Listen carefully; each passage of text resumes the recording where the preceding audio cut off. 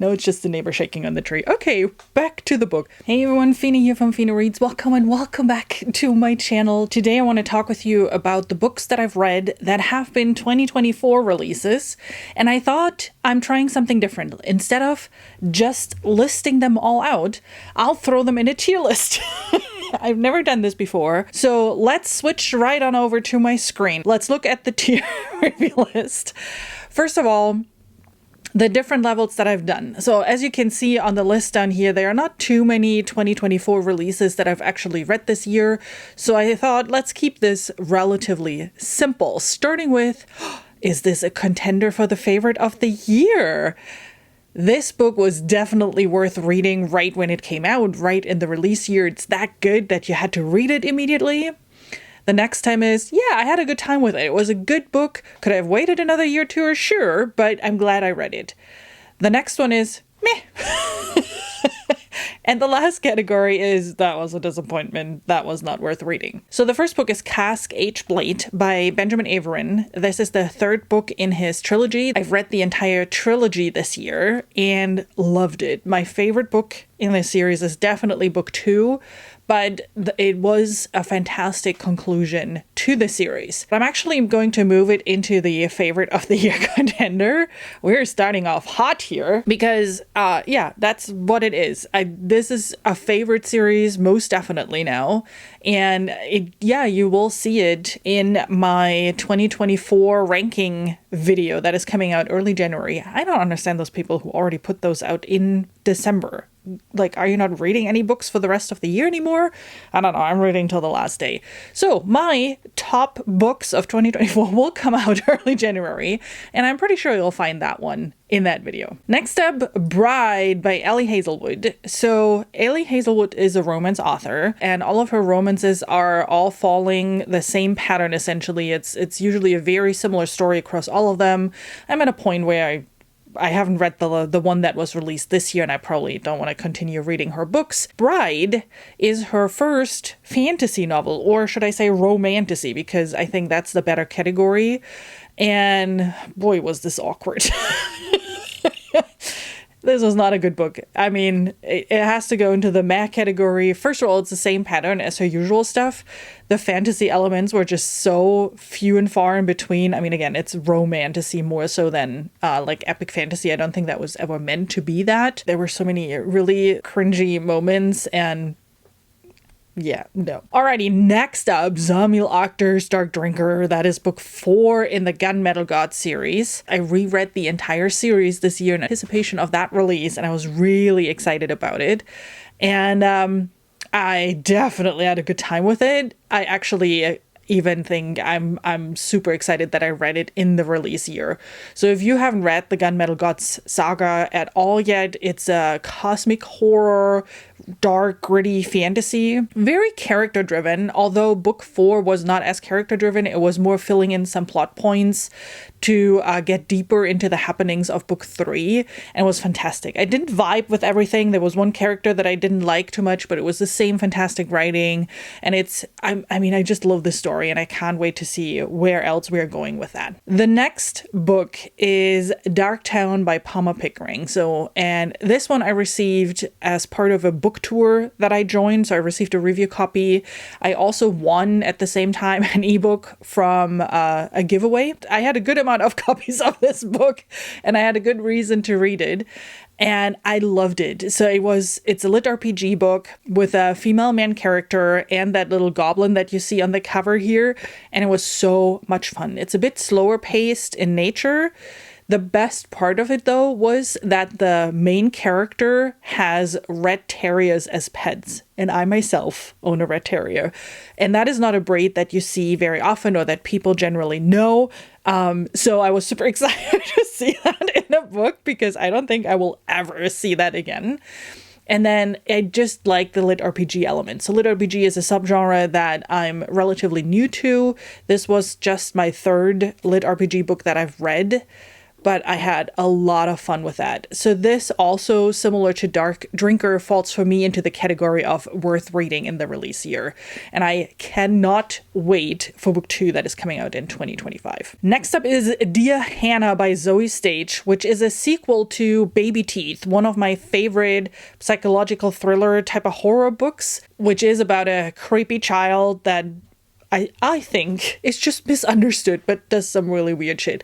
And Dear Hannah is that same creepy kid, but now as a grown-up. So like, I think mid-20s, if I remember correctly. It was an anticipated sequel. I was a little bit worried about, you know, will it hold up to the hype? Will it hold up to the greatness that was Baby Teeth? And it didn't quite hit it for me. It was still a good book, but knowing what Baby Teeth was about and the impact it had for me, Dear Hannah didn't quite deliver on it. And it was actually kind of tame compared to Baby Teeth. So I definitely had a good time with it. The next one is, as you can see, like a hodgepodge of genres here. Finlay Donovan's Rolls the Dice by El Cosimano. That is book 4 in the Finlay Donovan series. I started reading Finlay Donovan, I think, 2 years ago. Ian was the one that made me read it in a TBR exchange game. We have to do that again, by the way, Ian. That was a lot of fun. And since then, like one after another, I've read the books. Book 1 was a lot of fun. Book 2 was a lot of fun. Book 3 kind of got a bit repetitive. And then when book 4 came out, I was like, you know what? I'll just read it. I kind of want to know how it continues. There were a lot of open plot points that I wanted to explore. That was a big surprise.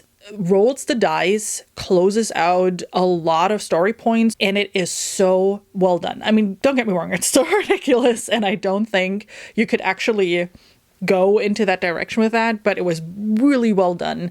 And she did some really cool things to close out some really ridiculous plot points, and I really appreciated that. So I had a fantastic time with that.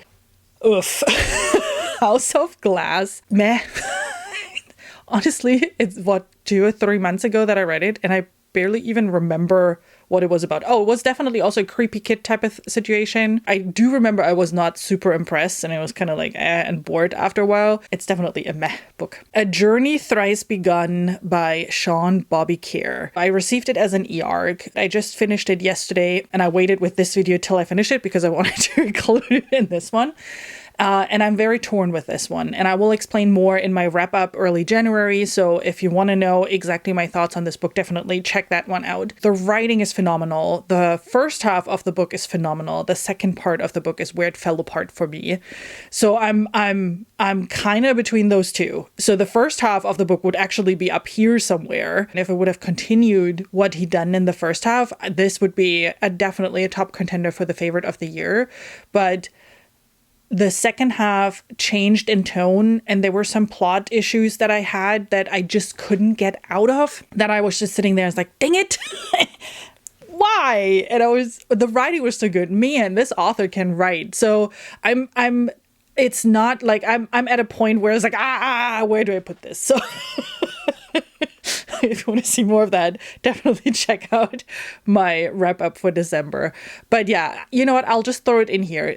I definitely had a good time with that. I definitely read a big chunk of the book really, really fast. I mean, it's over 600 pages, and I read it really, really fast for what it was. It's not a mad book because there's too much good stuff in there, but unfortunately, it's not a favorite contender of the year anymore either. Next up, that was definitely a Thrill Chill Kill book club pick, Middle of the Night by Riley Sager, which is his 2024 release. Surprise, surprise, there's a theme in this video. And it was my very first Riley Sager. It got me intrigued enough that I want to read other of his books, but this one wasn't it. So this is actually a meh for me. It hasn't been that long, but I already forgot so many things about it.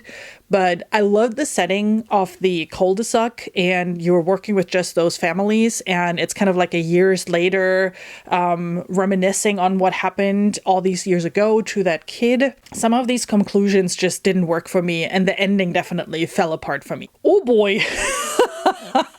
Mirrored Heavens, the conclusion to I forgot what the trilogy is called, but it's Black Sun, Fevered Star, and Mirrored Heavens is book 3 in that trilogy by Rebecca Roanhorse.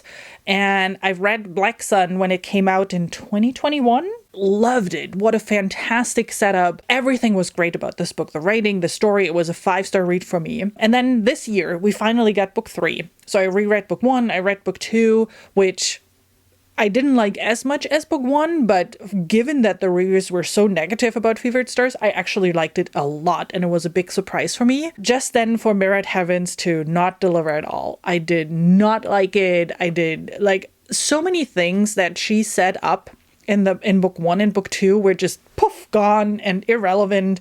The conclusion felt kind of lazy, as if she didn't even want to write it anymore. I don't know what was going on there.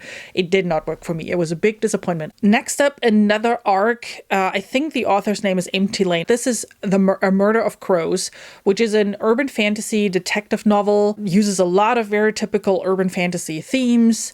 It's well written. I had a good time with it. It was nothing special, nothing standout. Prose was okay, story was okay. You know, it was one of those books. I read a lot of arcs. That is another one.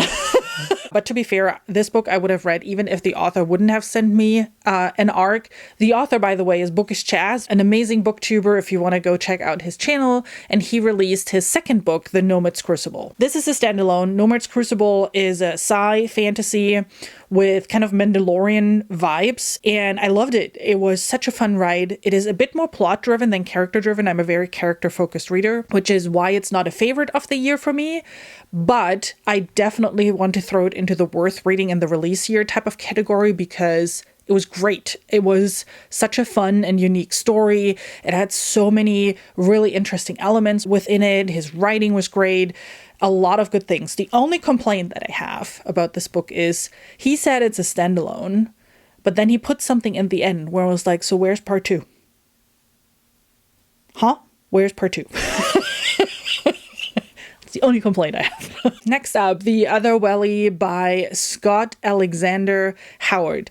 I still don't know how this book upended on my library TBR. It just was there, and the hold came through as an audiobook, which, by the way, I recommend to listen to as an audiobook. The narration is fantastic, but that was a ginormous surprise. I had a blast reading that. And the most interesting part is I would have never picked this up if I would have seen it on the bookshelf, because I mean, it is literary. It is marketed as a literary book, and I don't read literary usually. To make a point, I'm incredibly glad that it somehow ended up on my library hold list. I didn't like it for the literary aspect, to be very honest. That went completely over my head, that part of it. I liked it for the story itself.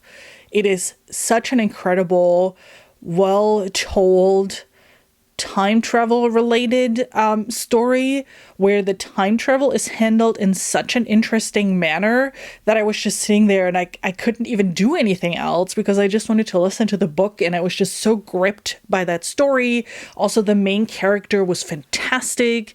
I loved the whole premise of how everything was handled. This is definitely a contender for favorite of the year. One more romance book that I have to talk about from my favorite romance author, which is Susan Elizabeth Phillips. She has a Chicago Stars series, which is a fictionary football team. And that series has been going on a long, long time. And this is book, 10 or 11 in the series. I think it's book 10 that came out this year, which is simply the best. I honestly didn't go in with a really high expectation because the book that came out 2 or 3 years ago was not great. I didn't like it, but this one was a lot of fun. I really had a good time with that. In this one, I really enjoyed the characters. I like the story a lot more than in the last one. It's typical Susan Elizabeth Phillips. She just writes great romance. There's nothing else to say. And lastly, Bora Chung, a short story collection, which is called Utopia. I read it very early in the year, but the fact that I had to look up again what the short stories were about because I had zero memories of what this was about tells you a lot already. It was not a meh. Once I read about the short stories and what they were again, I definitely remembered, and I definitely had a good time with that, but it was nothing so memorable. Whatever, we're brushing past this, and that's it. Those are the 2024 releases ranked based on how I like them. If you want to see if any of the two that are in the favorite of the year category actually end up being my favorite of the year. Don't forget to hit the subscribe button so you see that early in January. And with that, I hope you have an amazing rest of your day and that I'll see you soon with my next video. Bye!